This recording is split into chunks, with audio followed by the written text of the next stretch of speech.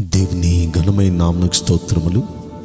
ఈ వాగ్దానం వింటున్న మీకందరికీ మన ప్రభువును ప్రియ రక్షకుడైన యేసుక్రీస్తు నామములో శుభములు, మా హృదయపూర్వకమైన వందనములు తెలియచేస్తున్నాం.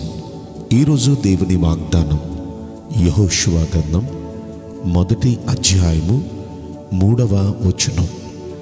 మీరు అడుగుపెట్టు ప్రతి స్థలమును మీకిచ్చుచున్నాను. ఈ వాగ్దానం మనందరి వెనుకడిలో మంచి దేవుడు నెరవేర్చునుగాక. ఆమేన్. ఈ వాగ్దానం మనం పరిశీలిస్తే దేవుడైన యెహోవా తన భక్తుడైన యెహోషువకు చెప్తున్న మాట.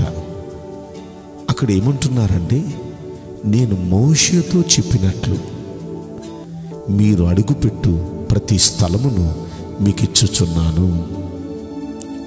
దేవుడు తాను చెప్పిన మాట ప్రకారం చేసే దేవుడు అనే సంగతి ఇక్కడ మనకు అర్థమవుతుంది.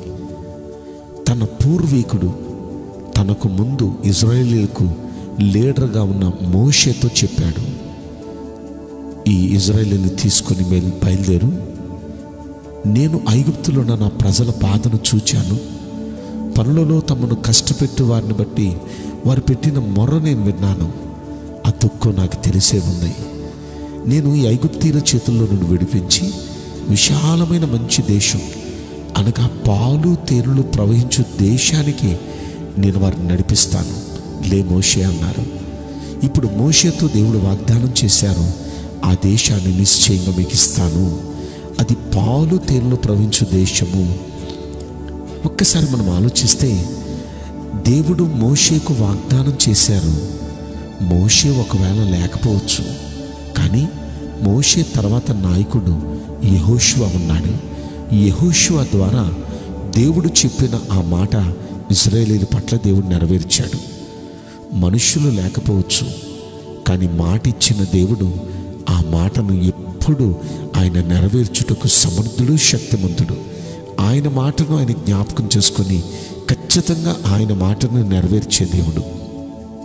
అయితే వీరు 40 సంవత్సరాల నుండి నడుస్తూ వస్తున్నారు. ఏ వాగ్దాన దేశంలో అడుగు పెట్టాలని కలలు కంటూ నడుచుకుంటూ వస్తున్నారు. వారు కలలు కన్న భూమిని వారు సొంతం చేసుకున్నారు.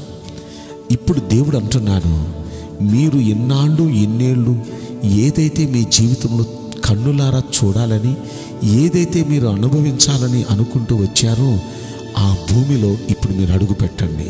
అడుగు పెట్టిన ప్రతిదీ మీ సొంతమవుతుంది.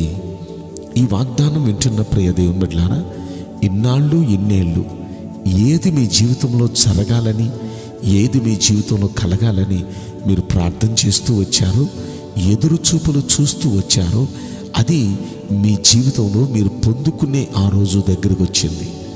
మీరు అడుగుపెట్టే ప్రతిదీ మీదైద్ది అనే మాట అర్థం ఏంటంటే, మీరు ఏదైతే ప్రార్థిస్తున్నారో ఆ ప్రతి ప్రార్థనకు మీరు జవాబులు పొందబోతున్నారు. మీరు అడుగుపెట్టు ప్రతి చోట, అంటే మీరు ప్రార్థించిన ప్రతిదీ ఆ స్థలాన్ని మీకు ఇస్తాను, అంటే ఆ ప్రార్థనకు తగిన జవాబు ఖచ్చితంగా మీకు నేను ఇస్తాను, మీకు అనుగ్రహిస్తాను. ఆ వాగ్దానాలు మీరు పొందుతారు. కనుక ఇన్నేళ్ళు జరగలేదని నిరాశపడద్దు. జరిగించడానికి ప్రభు సిద్ధంగా ఉన్నాడు.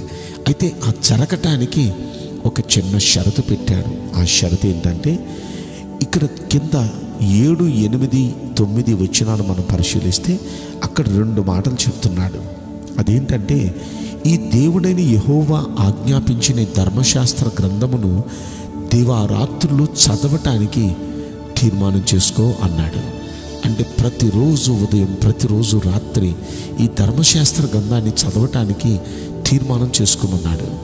రెండో మాట, అందులో రాయబడిన వాటన్నిటి ప్రకారం కుడికి కానీ ఎడమకు కానీ తొలగిపోకుండా చక్కగా ఆ ధర్మశాస్త్ర గ్రంథంలో రాయబడిన ప్రకారం చేస్తే ఏ పని పూనుకున్నా, ఎక్కడికి వెళ్ళినా నేను నీకు తోడుగా వస్తా, చక్కగా నువ్వు ప్రవర్తిస్తావు. కాబట్టి నువ్వు వెళ్ళు ప్రతి స్థలములో అది నీదైతే అది నీకు ఇస్తాను నేను స్వాస్యంగా అన్నాడు. కనుక ఈ మాటలు వింటున్న ప్రియ దేవుని బిడ్డలారా, మనం కూడా దేవుని ధర్మశాస్త్ర గ్రంథాన్ని ప్రతిరోజు పగలు ప్రతిరోజు రాత్రి చదువుతూ అందులో రాయబడిన సంగతుల ప్రకారం కుడికి కానీ ఎడమకు కానీ తొలగిపోకుండా ఆ ప్రకారమే మనం నడుచుకోగలిగితే మన పట్ల దేవుడు చెప్పినట్లుగా ఆయన శుభ వాగ్దానాన్ని మన పట్ల నెరవేర్చి, రెండవదిగా మనం ఏదైతే కలగాలి జరగాలని ఆశించి అడుగులు వేస్తున్నామో ఆ అడుగులు వేసిన ప్రతి అడుగులో ఆయన ఆమెనంటూ వాటిని నెరవేరుస్తారు. ఈ వాగ్దానం వింటున్న మనందరి వెనుకడిలో మంచి దేవుడు నెరవేర్చునుగాక. ఆమేన్. నేను మీకోసం ప్రార్థన చేయబోతున్నాను. పరిశుద్ధుడా, ప్రేమగల యేసురాజా, మీ పరిశుద్ధ బంగారు పవిత్రమైన నామమునకు నిండు మనసుతో కోట్ల కొలదిగా స్తుతులు స్తోత్రములు వందనాలు చెల్లిస్తున్నాం. ఈ వాగ్దానం వింటున్న ప్రియుల జీవితంలో దయచేసి ఈ వాగ్దానం నెరవేర్చి కృప చూపించమని, ఇన్నాళ్ళు ఎన్నేళ్ళు ఏది కలగాలి జరగాలని ఎదురు చూపులు చూస్తున్నారో అది వారు సొంతమగినట్లు మీరు అనుగ్రహించమని ఈ కొద్ది మనవులు నజరుడని యేసుక్రీస్తు ప్రశస్తమైన నామములో మిక్కిలి వినయముతో ప్రార్థించి బ్రతిమలాడి వేడుకుంటున్నాం ప్రియ పరలోకపు తండ్రి. ఆమేన్. May God bless you all. Thank you.